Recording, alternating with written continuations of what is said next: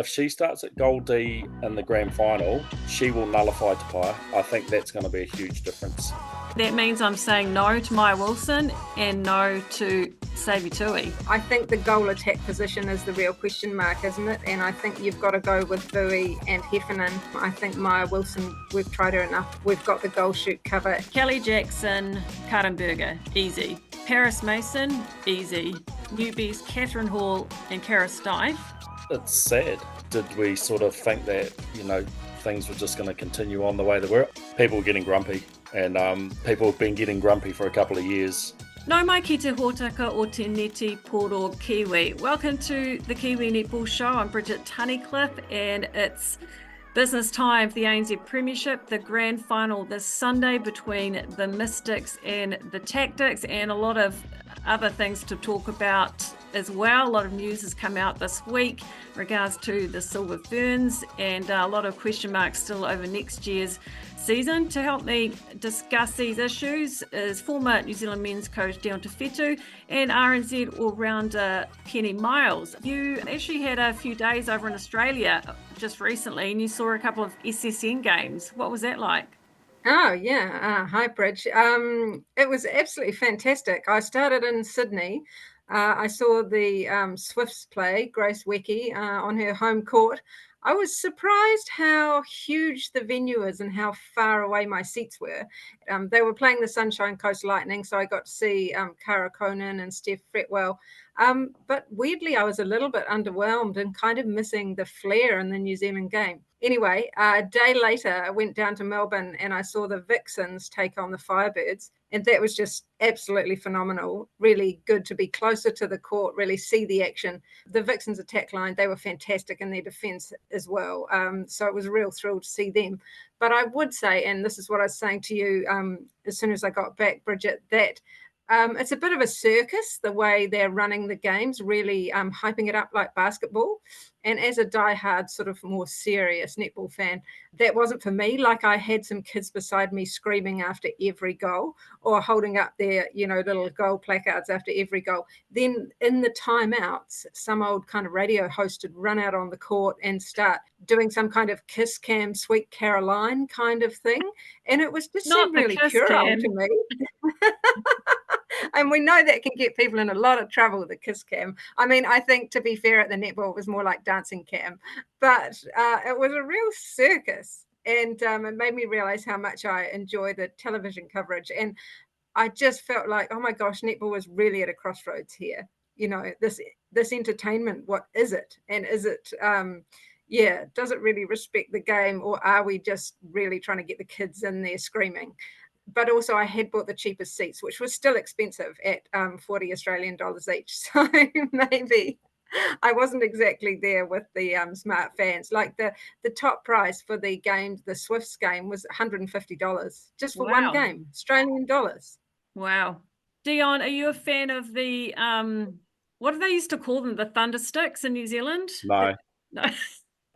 No, I distinctly remember taking to my then younger son to a Pulse Stars final in Porirua, and some woman behind us, going 100 with those and where to leave, and he was visibly upset, but they didn't stop. And it was almost like they took pleasure in it. So I let them know my thoughts, and I left the stadium. Yeah, just the music's just a bit too much. Yeah, just the volume was just insane. Yeah, it was like you needed to be wearing earplugs, and it was just like, I just want to watch the netball. When they stop the game, I don't mind if it's quiet. That's fine. Yeah, Australia, so, of course, it's going to be loud. Yeah, it's Australia. Okay, well, we better talk about the elimination final on the weekend. The Tactix beating the Pulse. They really came to life in that second half. Dion, I guess given the disruption the Pulse had this season, it's not a bad result for them, and really unfortunate that they didn't have Paris Mason. Yeah, I think that looking back at their season, like Puliatua came in and slotted in at wing defence. For me, I thought she played better than Ioane at wing D for them, and I thought she had a fantastic impact on the court. And just, she just brought a different buzz. And I guess Paris was probably the Achilles heel for them in the final. Although I will say Barmer did a great job, or Yeah, I Bulmer, thought sorry she if I've did missed too. it. Yeah, I Yeah, thought yeah. she did well, but I could go on to a couple of things about what I thought happened in that game, but I don't want to bore the listeners. Penny, that injury to Paris Mason, that is the worst thing I've actually seen on a netball court. Just in terms of the potential damage, and the worst case scenario, you don't even want to talk about it, but that was scary. Yeah, that was terrifying. And yeah, really, really horrible to see. And I just, hope she's getting on okay after that, because it must also be mentally a bit of a hurdle to get over as well. Just, I think everyone in the scene was shocked. I mean, as you know, Bridget, I've been covering netball for 100 years. I've never seen anything like that. Yeah, neck, spine, it was very It was concerning. bad. Yeah. Okay. The steel, very promising this year. I think they've got a lot to be optimistic about for next year. But where to for the Stars and Magic? Stars really struggled this year. Obviously, they had injuries and everything. But Dion, who do you think they should maybe target in terms of recruitment next year? Or what do they really need to actually be in finals netball again? They need a shooter and a goalkeeper, and for me, they only need to look at the NNL final to find their recruits. And for me, the Julia Winans from mainland NNL team, and I'd be looking at Phoenix Schwalger from Central Manawa to fill those spots. And I guess I'd also be looking at the benches of those other ANZ teams, so Namana and Salmon. But I'd probably be looking at that as well when the contract door opens. So, but yeah, I definitely think they need to fill that goalkeeper spot. They need anchors at either end. I think if they get that part right, I think they've got the rest of the team there and the ingredients and people coming back, hopefully for them next year to do well. Yeah, they may well want to approach Sophia Lafayette from the Yep. Mystic. And yeah, like you Yeah. said, Martina Salmon, because Salmon actually spent quite a lot of time on the bench this year, and she's too good for that. Penny, the Magic again, just disappointing. Not really, when you look at who they've got, not really living up to their potential. Georgia Tong's retired. Will they even have Amelia Rand next year? We don't know. Mary Jane Aroa, has she done her dash, maybe? It's a really tough one for the Magic, because all of that rebuilding has just come to naught, really, hasn't it? We thought that this year they were going to show something. And so the thing is, Bridge, when you bring in a new coach, then it's so unsettling as well, and it takes you another few years to settle down. So they're at a real crossroads, aren't they? And where do they get the players from? I was going to say that I think the Pulse actually did fabulously with Gabby Simpson. Is there anyone else kicking around like that who's experienced and ruthless and can lift the culture at the same time as really adding a lot on court? I think she was outstanding. And that elimination final, she was just fantastic. So there's a lot of thinking to be done at the Magic, isn't there? Yeah, Sam Winders. She's too good to not be playing ANZ Premiership netball. So maybe next year, who knows? Okay, so this weekend it's Tactix v Mystics up in Auckland. I think it's pretty obvious that the Mystics are the favourites. But Dion, after the Tactix performance against the Pulse, that must have boosted their morale for sure. Yeah, they were amazing. They came out. I know they've been doing a lot of mental agility work, and you saw that fight back and that grit and determination. And then once they got up on that plane, they just took off, didn't they, with their confidence and did a really good job of it. Like thinking outside the box, I think the key matchup is going to be the coaches, and I just think Rob. I saw Rob and Tia in the crowd watching the game. Rob will be sitting there. They'll have their plan devised. And I said it before and I'll say it again. The one thing about the Mystics is they have the ability to change mid-quarter and adjust their game to what's in front of them. And that's going to be the Tactix' biggest challenge, is being able to, it's going to be a lot harder for them to get up on that plane and put their foot on top of the head of the Mystics. And it's whether they can do that, I think, is going to be the big question. And I rate Rob. I talk about Rob a lot. and I just think that he's going to be well prepared. Although in saying that, I've always maintained also that the team that goes into the final that's had the hardest semi will 9 times out of 10 win a championship game. Penny, Danelle Wallen, Phil de Vui's had a great season as well. Peter Tuiava, Taylor Earl, they're just so strong on attack. But then you saw on the weekend Watson and Berger back to their best. Yeah, that's going to be fascinating. Yeah, I'm so excited about this final. I think it's going to be fantastic. And I think Peter Tuiava is just so brilliant in that attack line. And just that different perspective I had from the matches I watched in Australia, I just think, that's so special. And it's great the way she and Wallam have clicked. And and also Catherine Hall on the defensive end has obviously been the really outstanding sort of newcomer this year. So it's going to be fantastic. And just the amount of spirit, I suppose, and determination that the Tactix had was almost terrifying. Yeah, you sort of get the feeling that the Tactix can beat the Mystics, but they have to, it's one of those games where everyone's going to have to play really, really well.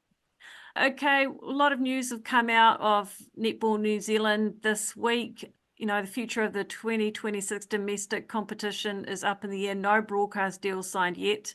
It seems inevitable that players will have to take a pay cut next year. Dion, I sometimes don't understand how we got to this point. Think back only 5 years ago, only 6 years ago, 2019 Netball World Cup. Netball New Zealand was on top of the world. The Silver Ferns were on the top of the world. Dame Nolene Toto always had this cult following. How have we got to the point where the sport can't seem to attract a broadcast partner that is desperate to show the game? Yeah, it's sad. Did we sort of think that, things were just going to continue on the way they were? I don't know, to be honest with you. But what I do know is that, you only need to look at both the coaches' comments after the semi-final on Sunday night. They both made mention of, well, what's happening next year. I just think that the transparency and the forethought is just, something's happened, but I do not know what it is. But it's really sad. Yeah, Penny, the thing is, though, the ANZ Premiership can't be that bad, right? I mean, the Silver Ferns beat Australia last year in the Constellation Cup 3-1. It can't be that bad, right? Yeah, I mean, I think the media landscape has had an effect on this, obviously.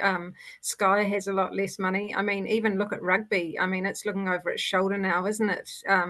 It had, so much money in the game, and now it's like losses starting to rack up too. So, but just back to Dion's point, I mean, I think the lack of messaging, cohesive messaging coming out of Netball New Zealand is a real concern. Nobody seems to know what's going on. They've just released this criteria, and I know we're going to get onto that soon for, exemptions for Ferns to play overseas. But the whole thing just seems really disjointed, and it is disappointing for what is a really proud sport. And then, Bridge, onto your point, I've kind of come onto this now. I was watching the NRLW at the weekend, and that was a really strong entertainment product. So I don't think it's one thing. I think it's a combination of many factors. And I think there's so much support in the game of netball that I'm not feeling too despondent about it, but I do really feel for the players, because that is really tough. Yeah, and we've talked about this one for a while, haven't we? Eligibility rules, Grace Wecke not being able to play for the Silver Ferns later this year. Netball New Zealand came out a couple of days ago saying that they are going to be more flexible around it. Dion, I guess I just feel like they had no choice given the uncertainty around next year's ANZ Premiership. The top players needed to be given that option. People were getting grumpy, and the people have been getting grumpy for a couple of years, and I know that for a fact. So I think it's, I guess, in our sport, speaking out is not really, is frowned upon a little bit. So I kudos to the likes of the people that have spoken up, including Amelia Ann. Yeah. Okay, let's talk about the Silver Ferns later this year in terms of the squad. Who should make it? So the Silver Ferns will host South Africa in September, and they'll meet Australia in the Constellation Cup in October. Dame Nolene Toto and her fellow selectors will at some point name a Silver Ferns squad for 2025-26. There's usually about 16 they name. So I've given you a bit of leeway here to go with 5 shooters, 6 middies, and 5 defenders, because I know that midcourt is so difficult. I'll just start with my 5 shooters. Grace Whetu, on the basis I think she'll get an exemption. Amelia Walmsley has had a fantastic year. Martina Salmon, get her in there now, maybe at goal attack. I'd like to see her at goal attack. Phil DeVoy, she's had a brilliant year, and she just is no fear in terms of going for the shot. And Georgia Heffernan, that means I'm saying no to Maya Wilson and no to Savvy Tui. How does that compare to you, Penny? Yeah, well done, Bridge. This took me a while, and I have to say I actually agree with you here. I'm saying no to Aaliyah Dunn because it just still pains me that she's such a talent and we can't find a place for her at that next level.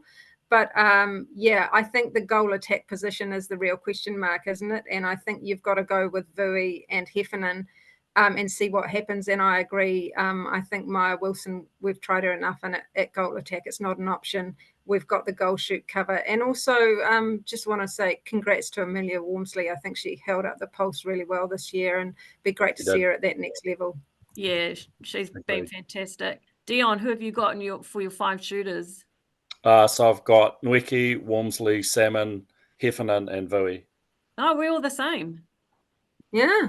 Wow. Well, there's a first. Yeah. Yeah. Everyone save this episode. There's a first. Yeah.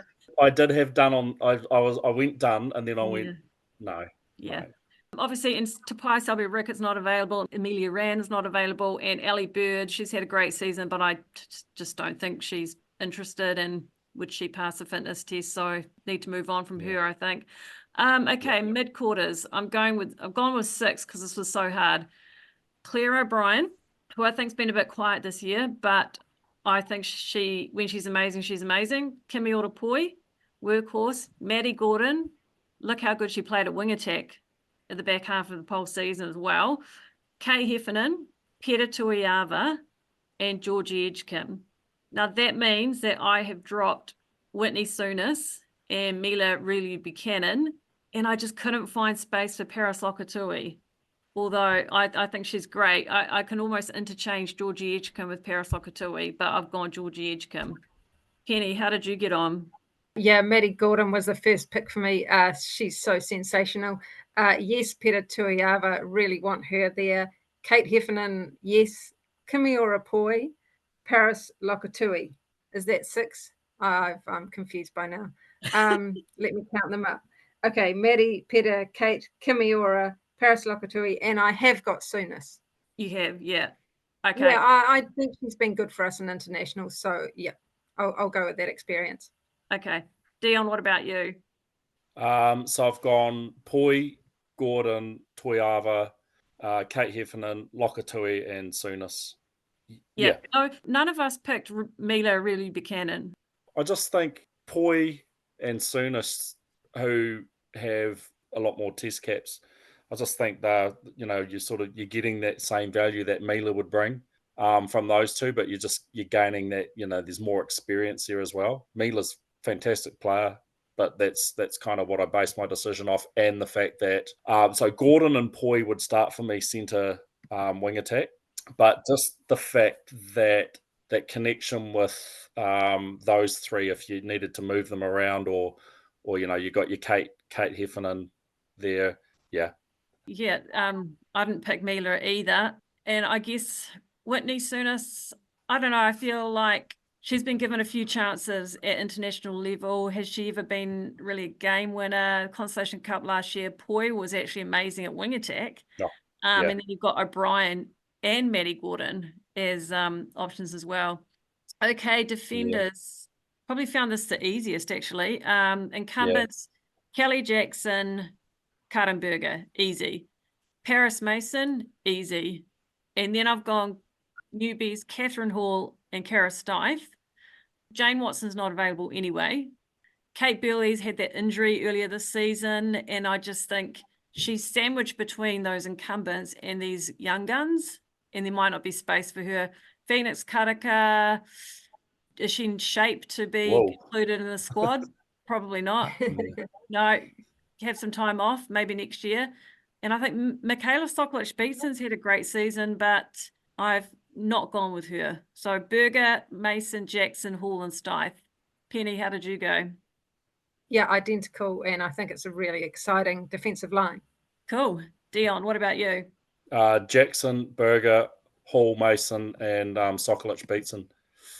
I was actually having a very stern debate with some netball coach mates of mine last week about Michaela Soklich-Beatson. I think, it's funny. I've watched her. I've actually zeroed in on her and watched her in the last couple of games that she's played at, in particularly at goal defence. Hall is shining and is playing amazingly. Yeah. Because Mickey has been out the front of her, making life incredibly difficult. And I think if she starts at goal D in the grand final, she will nullify Tapaya. She will cancel her out, and then that I think that's going to be a huge difference in that game if they do start her at goal defence. And finally, obviously, with Ikanasio taking a break this year from internationals, Nolene will have to pick a new captain or stand-in captain. Yeah, who are we thinking? I guess Kelly Jackson. She's so reliable. She's a great speaker, carries herself well as a leader at the Pulse. She's an option. I think Grace Whetu would be an option, and Kate Heffernan too. What are you thinking, Penny? Yeah, I think out of those three, I think the issue with Kelly Jackson is you always want your captain on the court, don't you? That's what I was thinking This too. is the really tough thing with this selection for who is the captain, because everyone you name and you think, oh, they might not necessarily be on the court. So except for Grace I think that, yeah, except for Grace Whetu. But then do you want your, bookend shooter having all the pressure of being the captain as well and all the media and everything? You actually probably want someone like Kelly Jackson doing that, or I think Kate Heffernan as well could cope with that too. Yeah, it's a tough one. Yeah. Dion? I've got Jackson and Heffernan co-captaining the side. Oh, that sorts it. Yeah, I don't mind the old co-captaining scenario. Well, Jackson's been there. She's held that leadership position, and I think Heffernan just to share that responsibility and sit up there with someone that has that experience for a campaign. I feel that Kate Heffernan is the future Silver Ferns captain going forward.